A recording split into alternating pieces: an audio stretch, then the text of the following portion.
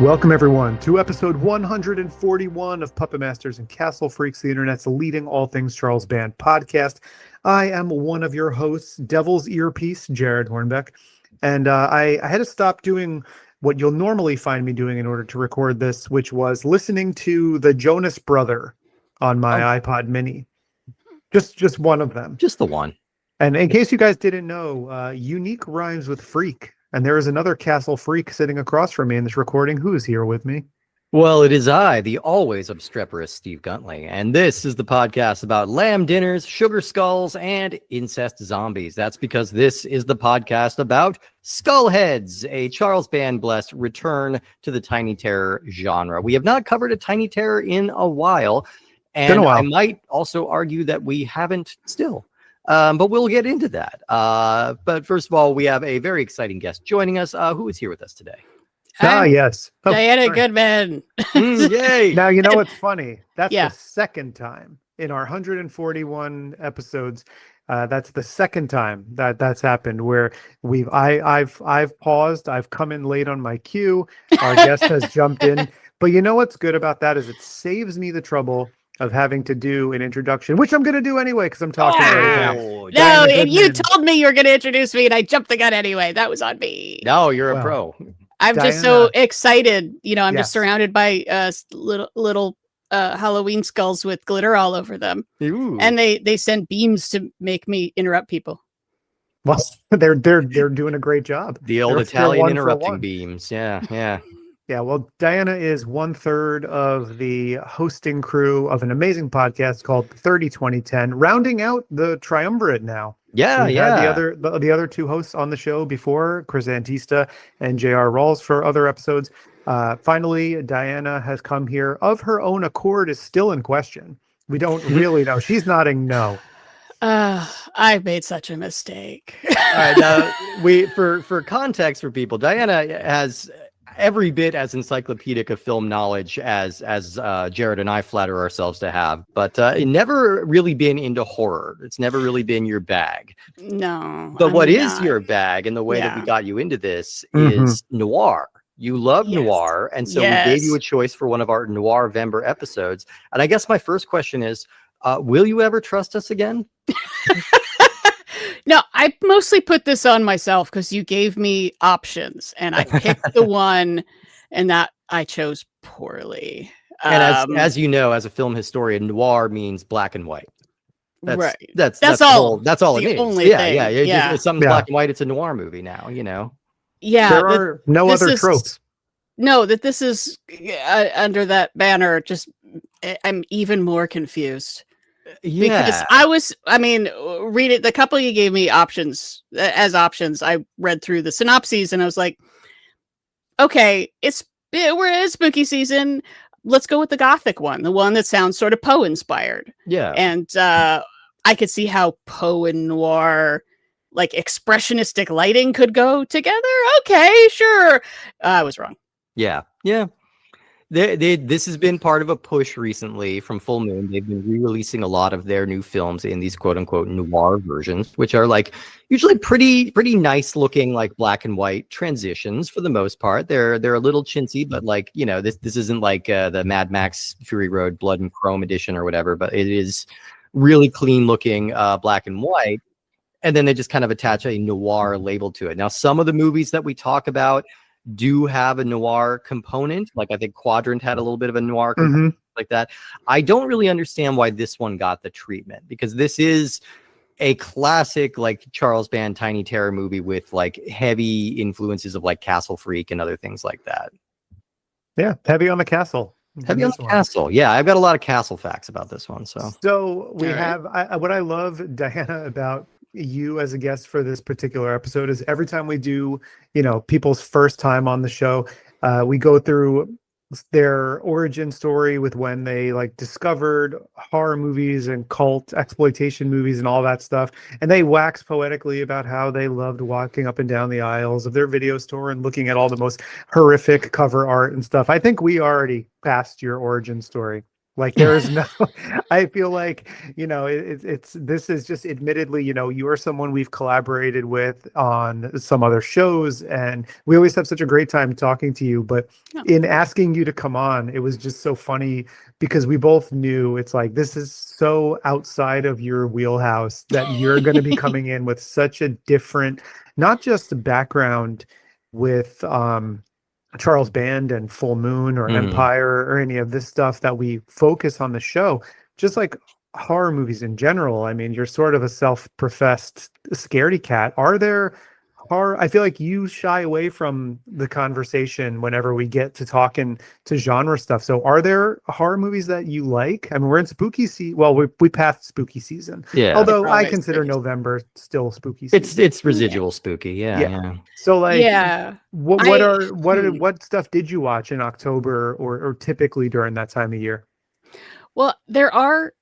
I can't quite define like what I think it's slashers. I don't like slashers. Yeah, that's fair. And I don't like jump scares, which slashers often rely on.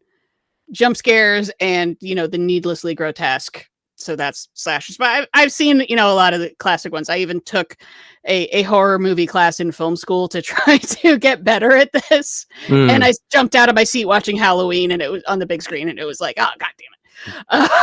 That movie just still works, man. It is still the simplest little things just scared the crap out of me. But there are like I think thrillers. I like more thrillers, and I do like gothic horror. So like Roger Corman's Poe Cycle, I really like. Those just still, each one gets better and better because he recycles all the sets and costumes, so they look more and more lavish until you get to Mask of the Red Death, which is like, well, this is just a good movie, man. Yeah. I've seen some Hammer horror, which can be pretty fun. There's a camp factor there now as time has gone on. But it's so weird. I'm such a scaredy cat, and yet Silence of the Lambs is one of my favorite movies. Oh yeah, absolutely. And I mean, I know you're a big Hitchcock stan as well. Oh, He's kind of running parallel with that. I'm curious do you have any exposure to like the Charles Band universe? Have you seen like Reanimator or any of the big ones like that? Okay, yeah, I've seen Reanimator. I do really like Reanimator. Reanimator's that is solid. I remember, I was raised as a film nerd, and so I got so much of this, as a kid, just from my parents, but they also appreciate bad movies. And then I was a big Mystery Science Theater nerd. Of course. And in high school, my friends, sometimes we would just like rent the worst looking movies we could find just for funsies. And the only Charles Band movie I know we watched is Dr. Mordred. Yes. Yeah, and good old Jeffrey Combs. I nailed that one down because I remember that there was a guy who was on Murphy Brown on it. And so I did my research, like, oh yeah, it was Dr. Mordred. And then 30 years later, it gets the Mystery Science Theater treatment. And it's still like, this is them doing a good job. And it's still like, till the end, and there's a T-Rex fight. That was cool. Yeah. It's like this was a better one. That's a little putting in effort.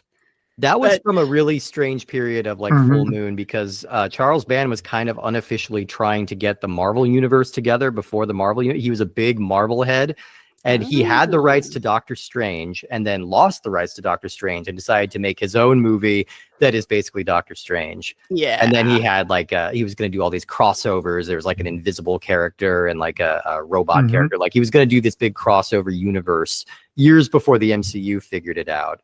And it all kind of fell apart because those movies aren't terribly good, but it's still, other than that, it was a good try.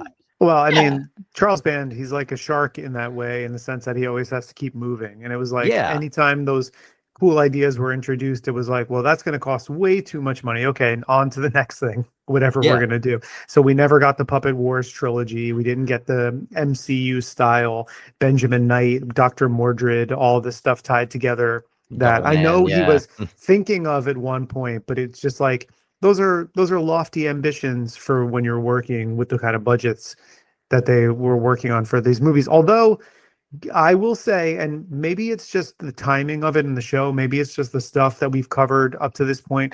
I mean, a couple of weeks ago, we talked about Quadrant, which got the noir treatment too, and that's a really recent movie from only like a year and a half ago. Yeah, it's from August. And yeah, and like that movie is cheap because once you got into the last like 10, 12 years, you can shoot these movies digitally really cheap, like cheaper than they were shooting on 35, even when they were in the low and micro budget range.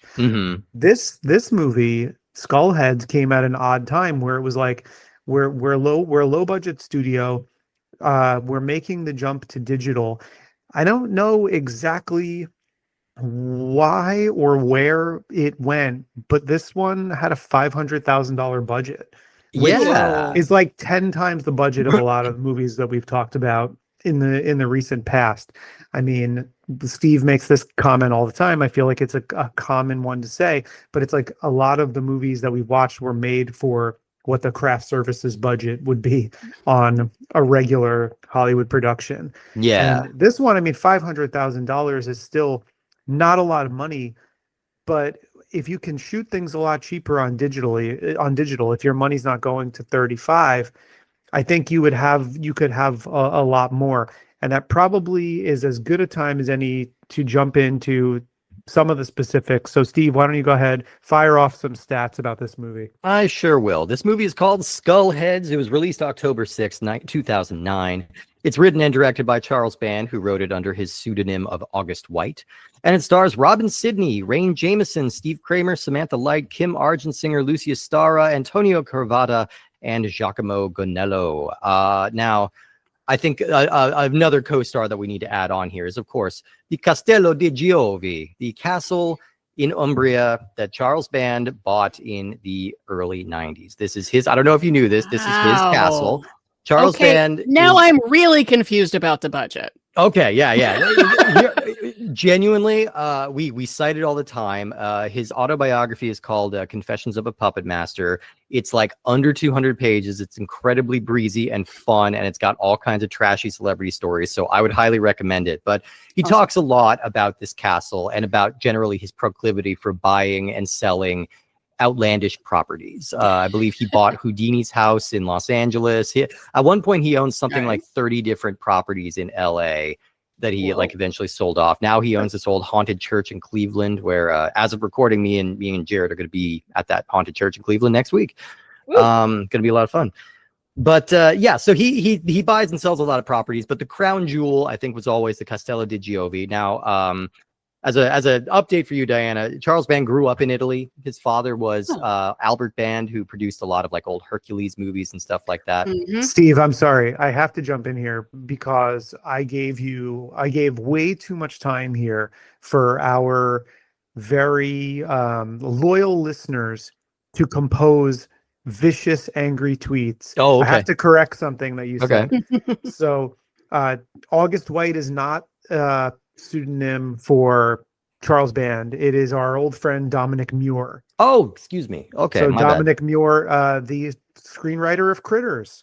Oh, right. Yeah. Okay. Yeah. Thank you for correcting. I missed that. He wrote this movie. Charles Band directed it and produced it. And it's very easy to confuse all of these, whether it's a Sylvia St. Croix situation. Whether it's an August White or I forget the Neil Marshall Stevens one off the top of my head. I forget what that is. Times. We've never encountered an Alan Smithy though. Yeah, surprisingly, there are no Alan Smithies that I've encountered in any of these movies.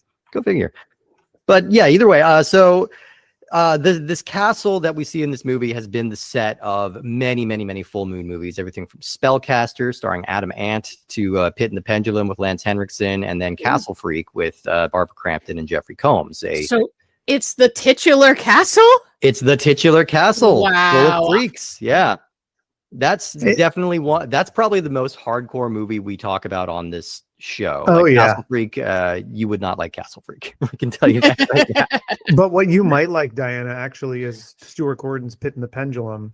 Yeah, I think you would dig. If you never watched that with Lance Henriksen and Oliver Reed and a handful of people, it's actually sober Oliver Reed. Yeah. Very, very so. There's a little Jeffrey Combs cameo where he's got like a really stupid like Prince Valium haircut. Yeah.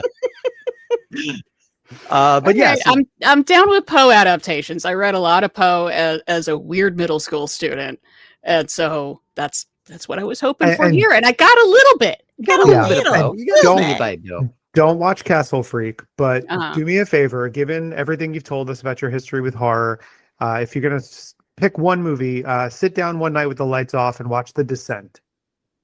Okay. No, Not don't do that. Don't do that. not the cave movie. Or a Yeah, different one? No, that movie fucks me up. Oh, it's so no, scary. no. But Don't yeah, like so- monsters. Nope. yeah. This castle, it's been the set for many, many movies. Full Moon in the early 2000s, so they're hitting some pretty lean times. A lot of their budgets are getting really, really low, and the movies are not really penetrating. But around, so at one point, Band, he's still owning his castle, but like he's kind of going into default on a lot of debts and things like that. So he has to figure out something to do with it. And in the early 2000s, he tries to open a restaurant in the castle, which got good notices. It had a brisk early business, but it did have to be closed after only a few months because it's hard to maintain a restaurant in a remote castle. Like if it's hard to get people out there, like it has to become a destination.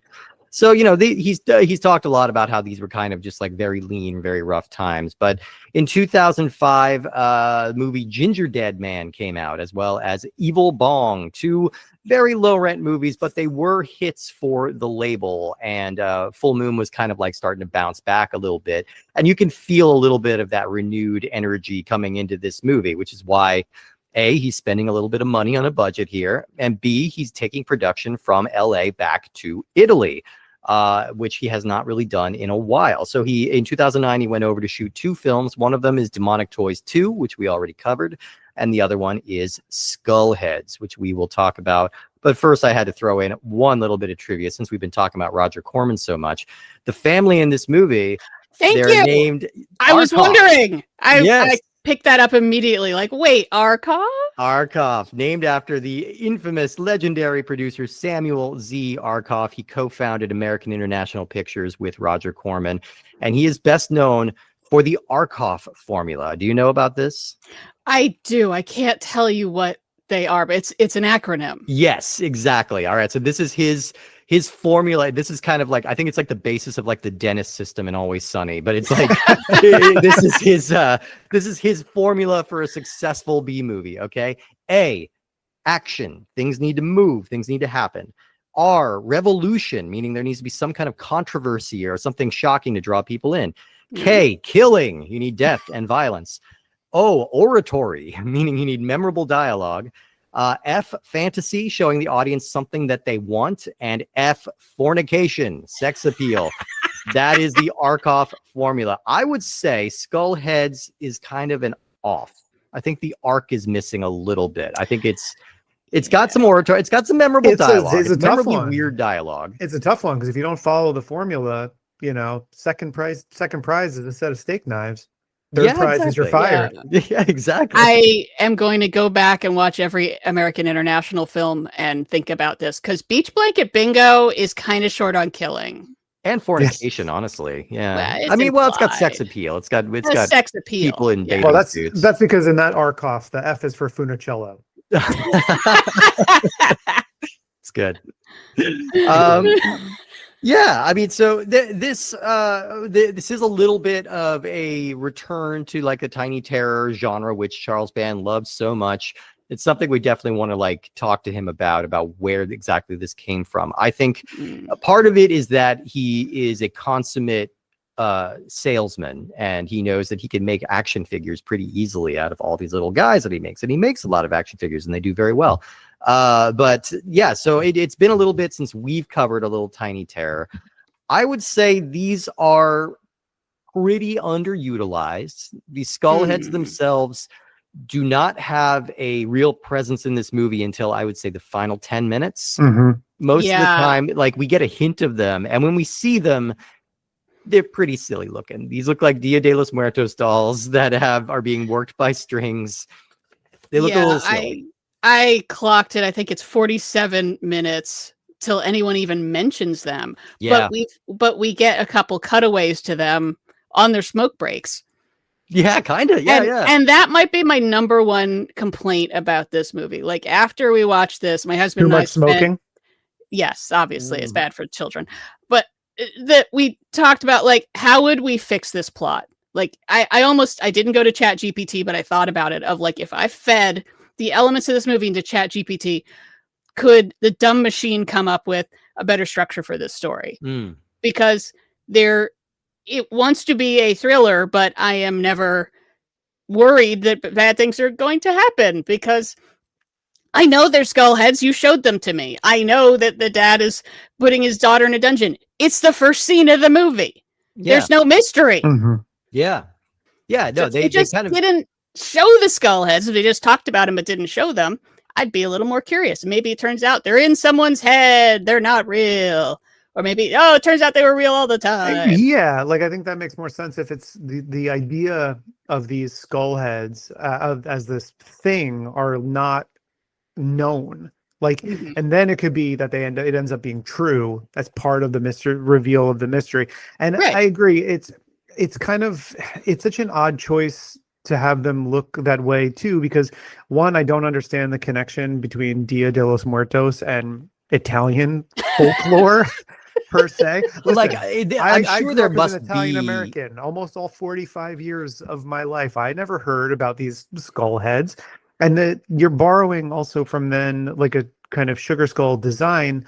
That's a strike against this too, because they're not an originally designed tiny terror in the sense like one of them, it's kind of like a sugar skull, but his head also looks like a design that could be on the cover of an Alkaline Trio album, and that's the only thing that's like his discernible quality, really. So that to me was just odd, because if nothing else in movies like this, where the design of these little puppets or whatever they are, the tiny terrors happen to be, are if nothing else, interesting a lot of the time. And here it's just iconography that's kind of lifted from something that's already existing, and how they fit into what's going on, I don't fully understand. Yeah, they could have just said the castle's in Spain. We wouldn't know. Right. I mean, I don't know if they ever do say exactly where they are, but there's definitely some very clearly Italian like people in this castle, like well, they speak Italian. Yeah. They speak at one point with the servant. She's speaking to them in Italian, and Lisbeth, the matriarch, is speaking to her in Italian. And I would like to think that maybe these are based on some kind of like a local, craft or local wood carving or something like that. But I think as Americans, we see that, and the first association we make is just the sugar skulls. Like we that's just something we're more familiar with. So maybe it is based on something real that's just kind of has some parallels with it. But either way, they're just really not a presence. I comment on this every time, but whenever we have a movie that Charles Band directs himself, this is kind of the big difference between him and somebody like, Corman or Lloyd Kaufman from Troma. Like, when Charles Band is in charge of a movie, they are a lot more dialogue heavy. They're a lot more. He really, I think he really wants to like have good character based stories, and I think he overdoes it a little bit to the point where while Lloyd Kaufman and Roger Corman are just like, let's get to the action, let's get to the nudity, let's get to the gore, it's like Charles Band is not super interested in that, and he kind of wants to like tell a story. It's like admirable, and at the same time it's a little frustrating, because there's like something I'm wanting from this movie, like there's some kind of level of like thrill or weirdness or something that I'm just kind of not getting. Instead, I'm just getting a very almost erudite like family drama with some weird twists going on. Like, I will say there were things that I like about this one, and I've kind of reserved those for the back end of our conversation, because I'm starting with like what I'm nitpicking about. There are elements of it that I like, and I understand where he was sort of coming from in why he thought certain things would be a good idea and why certain things would work. So like on this one, I just feel like it's one of those odd curiosities where it isn't really successful. Like, you are saying that this movie isn't delivering certain things. One of the things it's not really delivering are any noir elements or tropes. No, like it's in black and white, but it's the noir. This is the first time that I really feel like because a couple weeks ago we talked about Quadrant, and Quadrant has, it's obviously a movie shot on digital in the 2020s that's then been given black and white treatment. Yeah. It doesn't have the shadows and things like that. We talked about a few of the scenes, the way that they were composed, and lit, they kind of worked given the treatment. They didn't really look authentically old or noir, but there was an artistic flourish to them that worked. This one, I feel like everything I've heard Charles Band talk about this movie, and there are reasons why I think this is true. I think he likes this one, and there are reasons why. Yeah, which we'll get into as we talk more. And he was saying how he chose this one for this treatment because of certain aspects of things that came naturally from having shot it in this castle that would automatically lend itself to a more gothic feeling. But I don't think it works here. I think this one, it's to its detriment here. Like, I don't know about either of you guys, and I know time is precious, and I don't know that you necessarily would want to, but did either of you watch this not in noir? I didn't, actually. The streaming version I found available was in color.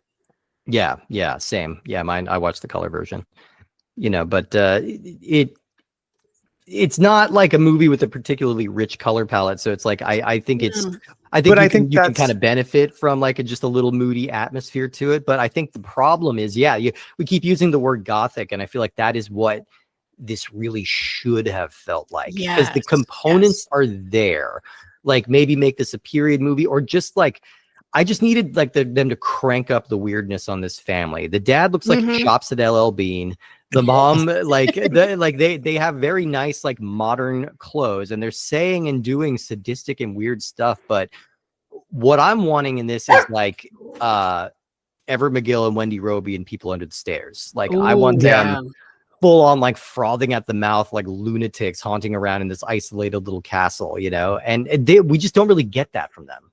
So this is kind of, sorry, Diana, this is kind of wild to me that we watch this in different formats, because the noir one is available through the Full Moon app. I don't know what else it was on, because I found it that way, and I watched it in color. And it's kind of funny that I'm approaching this as being like, all right, well, I'm going to talk about the black and white aspect of it, because there's things where I don't feel like it works.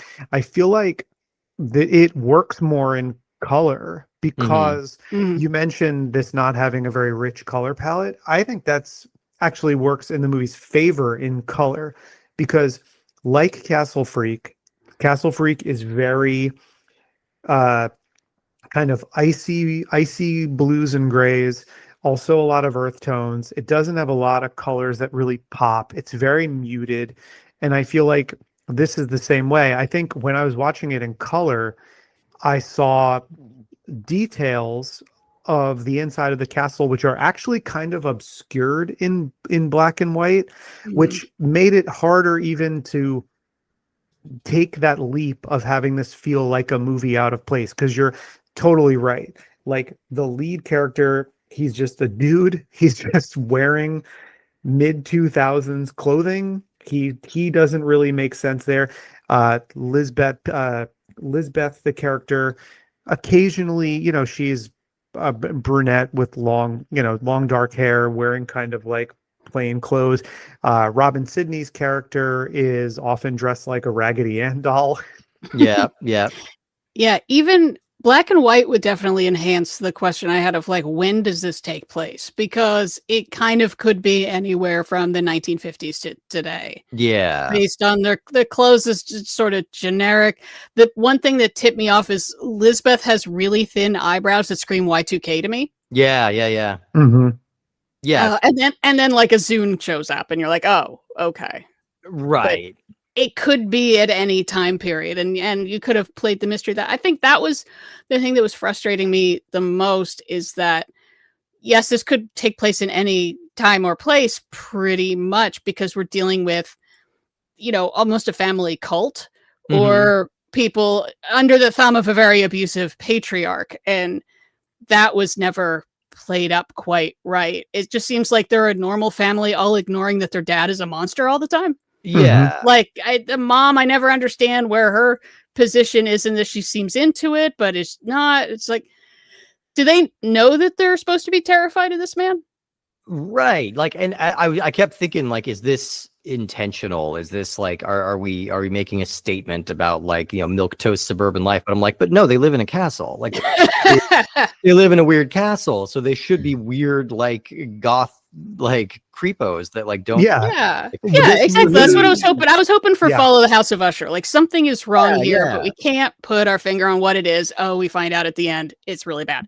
Or And here it was like, yeah, there was, I feel like Charles Band confused confusion with mystery. Like, it's not Right. mysterious. I'm just confused. Because, like, the way you bring people in on, like, a mysterious world like this, right, is have an audience surrogate character, like, which they introduce the audience surrogate characters as these 3, like, thieves or whatever who show up, but, like, we really don't spend much time with them at all. Like, they don't really feel developed, and they also don't really seem perturbed by anything that they're seeing. So we lose some of that mystique, some of that tension is gone when you're trying to kind of approach it that way. yeah, and they also that would have been interesting set if it they up. started with the film crew, quote unquote film crew. Yeah. And again, Yeah, maybe I just keep, like, comparing it to People Under the Stairs because A, I love that movie, and B, like, I feel like this one's just in conversation with that in a lot of ways. And it does feel very like Poe-esque, of, like, weird, like, isolated loners, like, living by themselves. Like, I think there's a through line that you can follow there, and this movie just seems a little reluctant to take it. And there's a castle, so it could go House of Usher, like Diana's mentioning. But really, Steve, like, what we missed out on here, and we're talking about Charles Band directed movies. If nothing else, this could have been Head of the Family in a castle. Absolutely, yeah. But we don't get that here. It's not willing to go, and it also is kind of confusing because the movie starts, and you at least feel until she has more screen time, and you kind of see how infantile she's playing it. Like, it's sort of presented like it's Robin Sidney or Naomi's movie at first too, in the sense where, like, it's almost like presented like she's going to end up being your avatar, but she ends up being a lot more complicit in it also. And Diana, in case you did not know, about 4 years or so, 5 years or so before this movie was made, Charles Band met Robin Sidney when she came to, I believe, audition to be in The Ginger Dead Man. And over the next, like, year or two, they started a thing, and they are currently married. Yeah, they've been together, I think, over 20 years now, and they just got married in 2023. So, yeah. And she's half his age. About Not even, or yeah, no, she's a little more than half his age. I think she's 41. She's in her right she's now, about and our he's age, yeah. about 73. And, Okay. yeah. So, whatever. They seem happy. But but I will say this is probably the best showcase we've gotten for Robin Sidney so far. She shows up in a lot of these movies, usually kind of in deeper supporting roles. And I always really enjoy her because she's really game, and she's really, like, putting a lot of energy into her performances. And a lot of the movies that she's in have kind of stranded her, like Evil Bong is, like, the worst example, where, like, she's bringing this real specific, like, real manic comic energy, but everybody else is not matching that level. So it just makes her look kind of silly.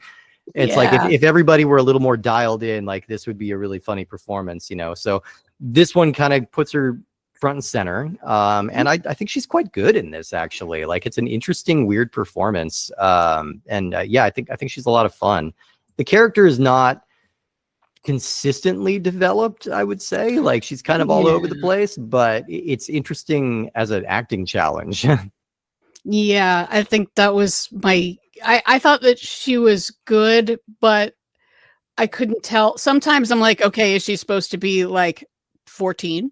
Or it's like, or is she supposed to be childlike or naive? Or, Is she like special needs? Like, where are we going with this? She's definitely like got some development issues. You know, she's been raised in this very like cloistered, abusive Right. society. But yeah, but they do go back and forth. It's like sometimes she is kind of an idiot savant, and then sometimes she's like a sex pot, and then sometimes she seems like to have total agency, and then sometimes she's a damsel in distress. And it's like, Yeah. Well, Yeah. they're very pointedly twice go out of their way to point out the fact that she is in fact 18 years old. Mhm. yes, yeah, Which they make that very clear. I wonder why. Yes.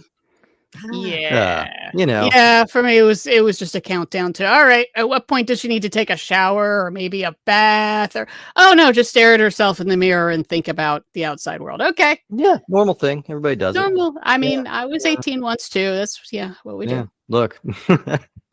Yeah, you know, I- it's definitely exploitative, but it's also, you know, she's showing up and she's very game and Yeah. she's very like I think she's owning that moment. I think this is probably the best performance of hers we've seen so far, at least where Yeah. she's given the most to do.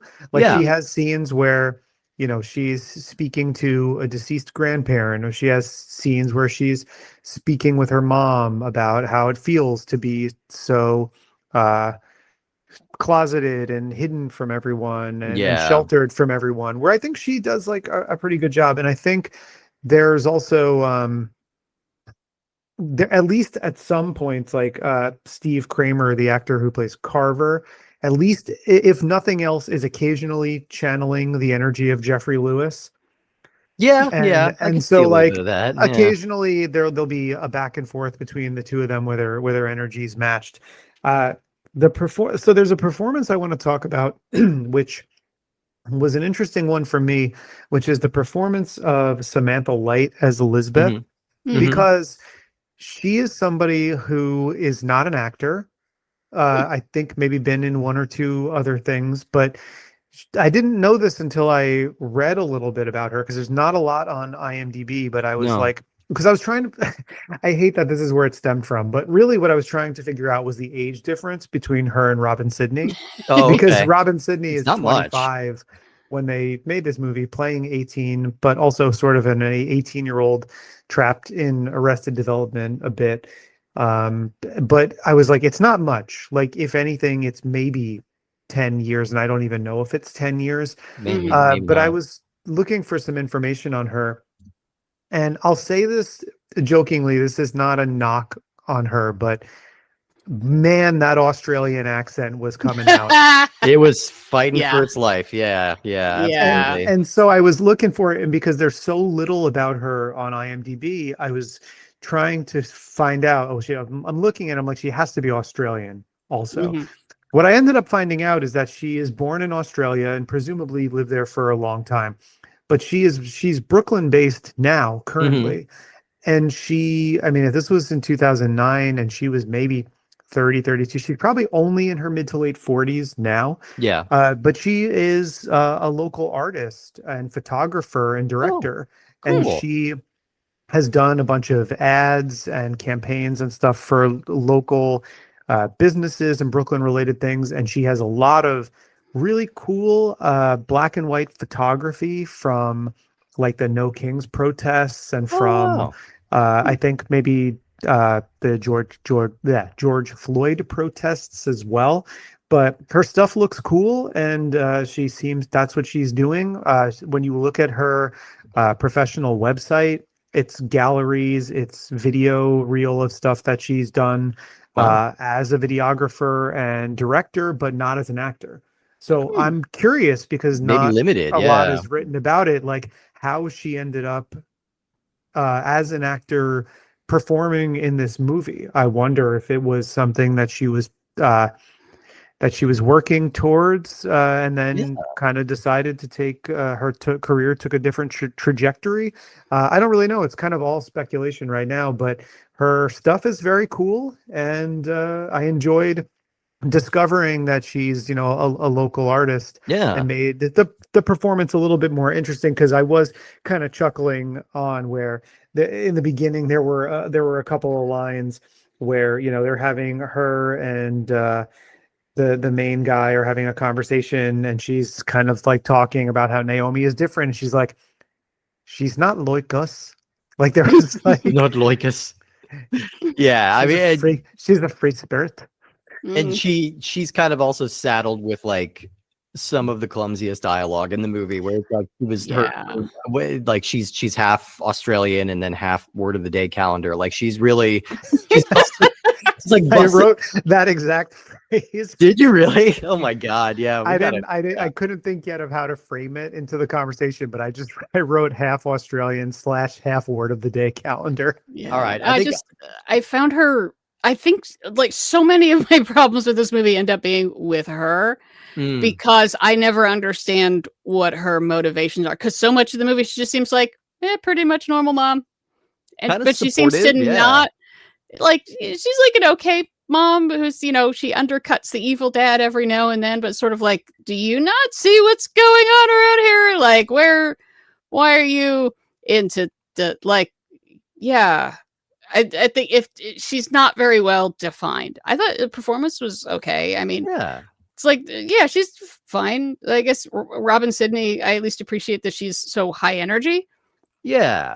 No matter what. And everyone else is sort of kind of what you expect in a movie like this. You're trying. I do want to I guess almost just skip ahead to Rain Jameson as Jensen, the young film director. Oh yeah, the love interest character who I kept honestly forgetting he was in the movie. Yeah, I would look down at my phone. I'm like, wait, who's this? Yeah, his one is sort of like, oh, I could see you being on like a CW teen show. He had kind of Justin Long sort of energy. Like you're doing okay. Everyone else is doing something, and he's just doing okay. He's he could have an arc on Bones. He can. Sure. Yeah, why not? He's got 100. He's got One Tree Hill energy. Yeah, exactly.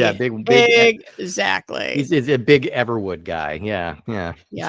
Sorry. Hold on. I'm gonna jump out and I'm gonna jump back in just for a second. Oh yeah. Yeah, but I think that it's true in this one. You have these kind of three bumbling-ish thieves who, well, first they're producers and then it's revealed to us that they're thieves, but it's like they're kind of so underdeveloped and not particularly interesting, and nobody's playing those kind of over the top enough to match the energy of Robin Sidney in the movie, which is unfortunate because I do think and this has been, like Steve mentioned before, this has been what's happened with her, is she brings a certain amount of energy to these movies, and then she's just not really met with the same energy back. And I think here is probably where it's most unfortunate, because I think she has an idea of how she's gonna play this character from minute one, and it's a bit regressive and it's a bit childlike, and but it's also what you brought up, the guy who comes in. I laughed so hard. They're actually, you know what, I will say this, I'm gonna mid-sentence, I'm gonna kind of course correct where I was going with that. There are, I think, actually a couple of moments of dark comedy that work in the movie. And I think that's why I mentioned a movie, Diana, called Head of the Family before, which our listeners will have heard that episode a couple of weeks ago, which is a favorite of mine and Steve's because it is a very demented, dark comedy movie about a very weird family. And it doesn't take place inside a castle like this one, but no, we could have gotten Head of the Family in a castle with this, but we didn't. But one thing that I do like, there's a moment where Peter, the uncle, they all sit down to have dinner and the tension is very high, and he starts playing this like jaunty tune on the piano, and everyone just kind of looks at him like, dude, stop. And he like stops. I thought that was funny. And there was a moment I got a genuine laugh because I think that this was like an intentionally funny line where, because Robin Sidney's Naomi is so childlike, when the guy is rescuing her, she goes, "Oh, you're wearing black. You look so sexy." And he just has like a black hoodie on. I was like, I laughed, and I'm like, I think that was an intentional line. Like, I think that was just funny because, like, to her, like that kind of makes sense. she would say that like you're dressed in black, like because she's always kind of wearing like a white like jumper or something, you know, Right. and I just thought maybe that's how she would view that, like he's a bad boy because he's wearing a black hoodie. Yeah, I'm not sure why the uncle exists in this movie. Really not sure. Yeah, he is. Doesn't affect anything and just makes everyone. It's just so uncomfortable because I was worried like, yeah, when is he going to do something horrible, or when is something horrible going to be done to him because he's very slow. Right. They portray him as kind of the simple giant sort of trope, you He know. is And real close to tending the rabbits. yeah, Mm. exactly. Exactly. And like I watching it, like he's introduced and I'm like, oh, okay, that's nice. They're allowing their Italian stable boy to come to dinner with them. I was not reading at all that he was part of the family, or like, yeah, he was like Mm. he's dressed like an employee. He's dressed like part of the staff, and he's like working around the house. And it's just like I don't know what we gain by having him be a member of the family. Well, he is like the one person who kind of looks the part. Like we've mentioned that there's a really it's really hard to kind of like assign a period of time and a setting in terms of location Mhm. to this because of the way all the actors look. Like he kind of looks the part. Like he kind of Yeah. looks like 5 minutes earlier he was like pushing a mule cart in Calabria, and they Yeah, were just yeah. like, come Yeah. be like, you know, a secondary character in our movie. He kind of looks the part, and he is an Italian guy. Yeah. So I mean, Yeah. he fits it. But yeah, how he factors into all of this, I think, and I hate to say this because this is one that I know there's elements of why Charles Band likes this one. One, I think it was he went back and shot in the castle again, which I Mhm. think is Which he probably loves doing, yeah. synonymous with being successful. And it's, you know, it's his castle, so I'm sure there's a warm and fuzzy feeling whenever he can do that. It's a good Robin Sidney performance. He was clearly, you know, head over heels for her at this point. I mean, they're pretty recent into their courtship at this point, and it's like she's obviously kind of working as his muse Mhm. here.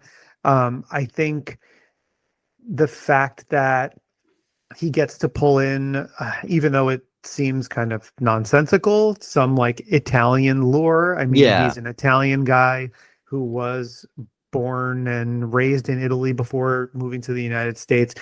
These are all things that are like important to him. So I feel badly in sort of saying like, I think the intention here was to make a movie that was kind of personal in some ways. And then I think the idea of giving it the noir treatment was to then take this project that, you know, is probably not one that anyone's ever going to list in their short list of favorite full moon movies, but one that's kind of close to his heart, and then give it this, you know, treatment so that it can be another like we can go back he can go back to this again, Hmm. and maybe hope that like all the things he's mentioned, like the weird lighting and the shadows and things like that would show up. I just think that they don't really, and I think it's actually given sort of a disservice in black and white. I think it Yeah. really doesn't work in black and white. Mm. And I think, like I mentioned before, in Castle Freak, there's something about the like dirt and plaster walls of the castle and concrete walls of the castle there's a lot of muted and earth tones and stuff in that movie that really work. And I found like the castle interior, in my opinion, looked better in color than it did in black and white, Yeah. because there wasn't going to be any way to add real noir elements here. And I feel like this is just an experiment to try to do something to harken back to a time where Charles Band made, you know, one of many, but here kind of an odd curiosity, Yeah. and maybe giving it this new treatment. Maybe he felt like he would unlock something about it that would, you know, make it sort of reappraised in the eyes of people. And it's just one of those times where it just doesn't work. Like No, the no. movie Yeah. to me, I think works better in color. It's never going to be one of our favorites, you know, mine, especially not Diana, and sounding Nope. by the way Steve has talked in here. It's not going to be one that is going to make our short list either. But it would have been nice if because I felt like what you don't get in the black and white are the times when the cinematography of the movie works, when you have those muted tones, when you have the glow, the orangey glow of the candles lighting the actors, actually works more because the lighting in the black and white isn't really enhancing any of the shadows. It's not hiding things in the shadows. It's not adding shadows in the background. So it's not doing its intended purpose by giving it its treatment. So And you're saying I hate this. you're saying this is not the Barry Lyndon of the Full Moon universe. Okay, just getting you on the record with saying that. No, I was going to Yeah. come out. You know what, Steve? I was going to come out and say that the color version is, in fact, the Barry Lyndon of No, the that's Full Moon universe. I mean So that's there. what Diana and I experienced, right? Yeah, Yeah. exactly like that. Yeah. Exactly. Totally. Same movie. Yeah, Yeah. I got confused. Yeah, I mean, yeah, I don't understand why it's to black and white this, because if it were in black and white, like one of the things that really does have going for it is the location and its Yeah. authenticity. And if it were in black and white, I would think they're on a soundstage. Exactly. Yeah. It makes it look a little chintzier. It makes it look, yeah. That's the best thing you have. It's the same like when they were shooting all their movies over in Romania. Like the best thing you had was just kind of having that authentic kind of background, all the subspecies movies and everything like that all take place in Bucharest. It's like you can feel the history, same way like with this castle. Like it doesn't feel like it's plaster, and like I said, it feels like it's got some like juju in it. And yeah, you can hear it in the sound. Like when they're talking in these rooms, you can hear the sound, the space in the room, and it's like, oh, okay. It would have been nice to use that even more to make the place feel more empty and weird, because there's only 3-4 people in there. Yeah. A little bit like more of the geography of it, so we have kind of a sense of just how big and how like palatial and empty this place is. We're Monday morning quarterback in this one quite a bit, but like, it's I only kind of do that with the ones where I see potential that was kind of missed. There's some movies where I'm like, yeah, you know what, you rose to your level. And this one, I'm just like, I feel like there was more, there was just like 30% more of a twist we could have put on this to make it like kind of next level. And for, we generally, as a rule, don't do a plot by plot, beat by beat plot synopsis of the movies. But for this one, it is then revealed that the two main characters, the maternal and paternal characters, are in fact siblings as well, which again didn't add anything for me. Doesn't really add anything. Didn't really reveal anything. That's like, oh, what's the real? No, weird. and like, we're shrugging it off, and the character, right? The characters kind of shrug it off in the movie too. So that doesn't really matter. I will say, so a little inside baseball on this one. This is a rescheduled podcast recording. We were supposed to record this originally about a week ago. I was sick. The first time I watched this movie, which was a first time watch for me, I mean, we come into it with different levels of having seen these movies, and we're starting to get into the run of the show now, where we're going. Most of these are going to be first time watches, unless it's kind of a heavy hitter that we held on to. I was on a lot of cough medicine and cold medicine, and stuff was happening in this movie, and I didn't know if I was making it up. Like I was watching it, and I was kind of like it was kind of fever dreamy at points to me. And I was like, ooh, so then like I watched it again, noir first. And then I actually watched it. Like, I don't count the first time because I didn't really comprehend anything that was going on. I was just kind of reacting to imagery that was on the screen and being like, oh, okay, I don't know what to make of this, which my second viewing wasn't entirely different, but I did go through it again in color. And I will say, like, I think that's, if you're still seeking the movie out and you're a completist and you're like, I have to watch Skullheads, like, I wouldn't bother watching the noir version. I would say just watch it as it is, because the muted color palette of the movie, I think, actually works for the castle interiors. I was saying how I didn't think, and I hope this isn't really going to be the case, because Steve, you brought up subspecies, and those the Romanian backdrop for a lot of these movies is something that works in its favor. And I could totally understand the appeal to say, like, hey, let's do this to a lot of our well-known properties, and to do this, let's say, to something like Subspecies 2, which totally does not need a noir treatment. And I think a noir treatment would do it a disservice, it kind of does with this movie. That's how I felt with Trancers, because Trancers is one of my favorites of all the things that we've covered. and that's a neo-noir, and that has a lot of noir elements, but it's a kind of out of place, kind of in the past, kind of futuristic, but because it's also made in the 80s, there's a lot of neons and things like that, and you take those out of the equation, you can't replace it with enough shadow for it to feel like a true 1940s noir. Right. So you lose the neo-noir elements of it, and that was one that I thought there was no point really to do it. I understand the idea, it doesn't work. And that's what I found here. And I worry that this noir treatment is going to be something that they'll do continuously to movies that have, a sort of a, if not cult fan base, even somewhat of a mainstream fan base, because, I hate to sound cynical, but you can then put these out in another format and someone will buy them or join the streaming service to be able to watch them this way. And you can, make money off this thing by presenting it a third and fourth time. I hate to even imply that about Charles Band. Oh, no, never.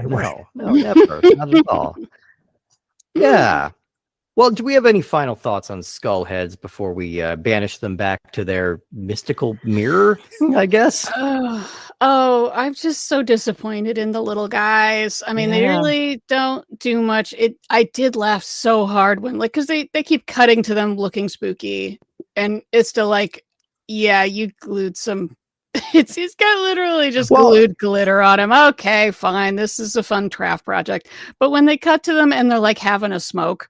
Yeah. I really started thinking about, well, where do they get cigarettes? Are those hand rolled? Do they do them themselves? Do people have to buy cigarettes for the skull heads to keep them appeased? Things like that. Do they draw air into their lungs? I don't know. Do they have lungs? Yeah. Right. And then, their power is basically they can pew out of their eyes a little bit and brings people back to life after they've been shot so they can kill other people. Why not? Yeah. Yeah. Why are they defending these people in this castle? Because the people here kind of suck. I don't know. I don't understand. Diana, I don't mean to interrupt you again, but the other thing is they're like Dia de los Muertos skulls. Yeah. You're taking the color away from them. Yeah. Really good point. Right. Thing. Yeah. Why would you then make them black and white? They then just look like Jack Skellington. Exactly. Just regular ass skulls. Yeah. So, I mean, the big thing I was hoping for with this movie, I can connect it to my show 30-2010. The reason why, I was thinking House of Usher sort of thing, was we talked about last month Crimson Peak. And I was I want to budget Crimson Peak. Crimson Peak looks like a $80 jillion because Guillermo del Toro knows what he's doing. But it's can we get... I reading just sort of the general synopsis, oh, okay, spooky family, castle, outsider shows up, but it turns out bad things have been happening this whole time, and there's shit in the basement. Yes, great, okay, I want that. Yeah, please do that. And instead, all mystery is just drained out of this movie immediately, except for why are they American? And then they explain that way at the end, and you're like, you could have Yeah, do they have an REI membership? It seems just based on the dad's outfit. He feels like he's I mean, it's so strange the way that they're styled, and I think exactly. There's not a single cravat in this entire movie, and I feel like every character should be wearing an ostentatious cravat. I mean, that would be nice. You don't even have to make it too period much. Just the fact that these people have been isolated for a long time, so maybe they don't know what cell phones are, and then they're surprised that the daughter used one. Well, we're all way more interested in all of those things than we are in the titular skull heads. Yes, which is where I fall also on this, which is that I think marrying the two was a mistake. It just felt like an afterthought. Yeah. You don't need the little guys. Although I do like their little skeleton hands when they grab cookies. They're very cute. Exactly. Oh, but Diane, if you do want a good little guy terror movie that I think you might enjoy, I would check out Blood Dolls. It's I mean it's an evil billionaire with a tiny head who has a clown henchman, and he keeps a girl punk band in an electrified cage, and there's also living It's action so good. figures. And there's like that's the movie that is as bonkers as I wish this movie was. Exactly. And, much more fun. Yeah. Just every element you just added just sold it to me more. Oh yeah. Oh, I didn't even get to the drill chair or like all kinds of stuff. Yeah. Yeah. You'd have a good time with that one. Well, Diana Goodman, one of the best in the biz. Thank you so much for being here. We always love chatting movies with you, and thank you for jumping onto this particular sword. You mentioned 30-20-10. Tell us a little bit about where we can find that and what that show's about. All right. You can find it wherever podcasts are podcasting. We are looking at the movies from 30 years ago, 20 years ago, and 10 years ago for that particular week. And I mean, by the time you're hearing this, as we get November, December, it's just all bang. Every week there is something that's like basically a classic. Oh yeah.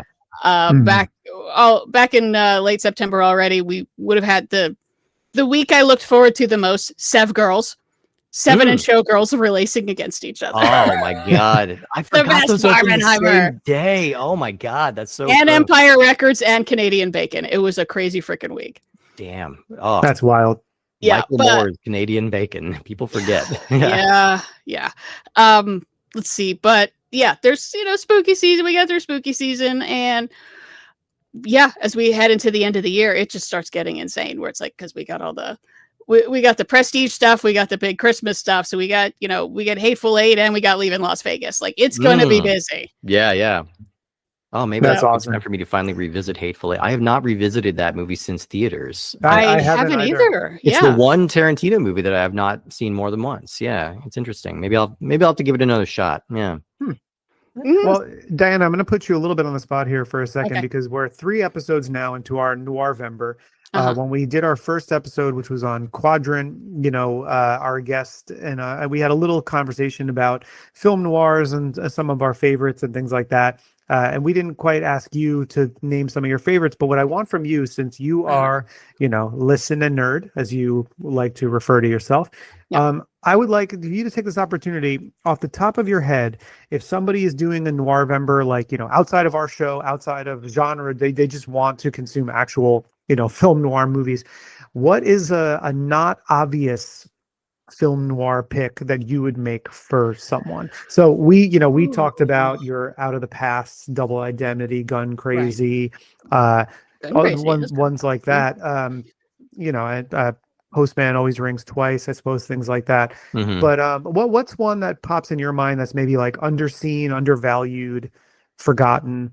Ooh, that is a good question. I guess for neo-noirs, it seems too obvious to say LA Confidential, but that jumps up. One movie we did just watch on 30-20-10, which reminded me of LA Confidential, is Devil in a Blue Dress with Denzel Washington. That movie slaps. That movie is great. That book is good too. I read that recently. Fantastic.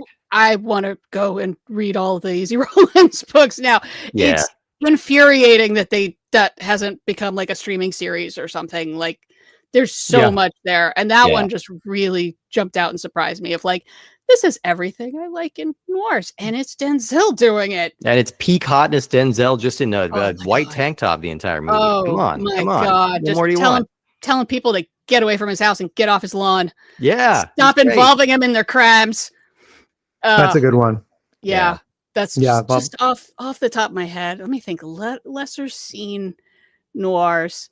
Yeah, I'm gonna go with that one because I feel like that's a movie it needs discovering. It is on the Criterion collection, so I need to pick that up and watch all the extras. I remember really I believe that I might be incorrect. I think the director of this died recently, but I remember really liking the movie After Dark, My Sweet with Jason Patrick. It's like I think it's a James Foley movie. Yeah, really cool, like modern kind of flinty neo noir. I know Roger Ebert was really in the bag for that movie. That one was kind of worth checking out if you're looking for like a modern neo noir.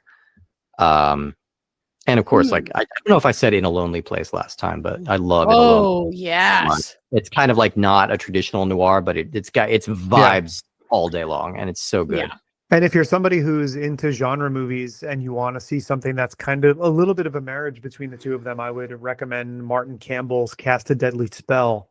Yes. yeah, Oh, fun one. that's a great recommendation. Yes. Fun one. Yeah. And then if you're looking for just kind of an old one, there is one that I like quite a bit that I remember being in a film noir collection called Fallen Angel with Dana Andrews, Linda Darnell, and Alice Faye. Okay. Which is a fun one too. If you listen to any of these recommendations, I'm sure you're going to find something for Noirvember that you love. If you love the show that we bring to you every single week, the best way to show us is to jump on whatever podcatcher you're using to listen to this. If it has a rate and review function, drop us a 5-star rating, maybe a brief review if you feel so inclined to do so. You can keep up with what we're doing primarily on Instagram at puppetmasters_Castle Freaks. You can follow me at _Giallo_Jared as well if you'd like to do that. We post in our Facebook group and on some other Facebook groups when the episodes are coming out. We also have updates on Threads and Blue Sky, and we have the audio version of our show on our YouTube channel as well. You can email us at puppetmasterscastlefreaks@gmail.com with any feedback, comments, corrections, kind words, unkind words, if you feel like you want to do that as well. And we are not the only show that Steve is proud to plug every week. So, Steve, what else have you got going on? Why, thank you for bringing that up. I am also the host of a show called Cinemarcade. That is cinema and arcade mashed together. That is what we do. We are watching movies and we are talking about them, and also the video game adaptations that they make of those movies. And sometimes they are weird as hell, as we learned recently with Diana Goodman when we talked about The Hustler, the amazing like a somber, beautifully acted like drama about addiction and obsession from the early 60s. Yeah, that inspired a pool video game. So yeah, same thing, but it was a journey to talk about those. That's wild. That was a lot of fun. So As funny. of this recording, you would have just heard the end of our spooky month. So we did a whole month of horror on there. That means, I was a little loose with it this year just because I wanted to talk about Rocky Horror Picture Show and Elvira Nice. and some other things like that. But Jared was on for Halloween. Of course, one of the best movies ever made. Questionable about that video game, but we'll see. Do you play as Michael Myers or escaping Michael Myers?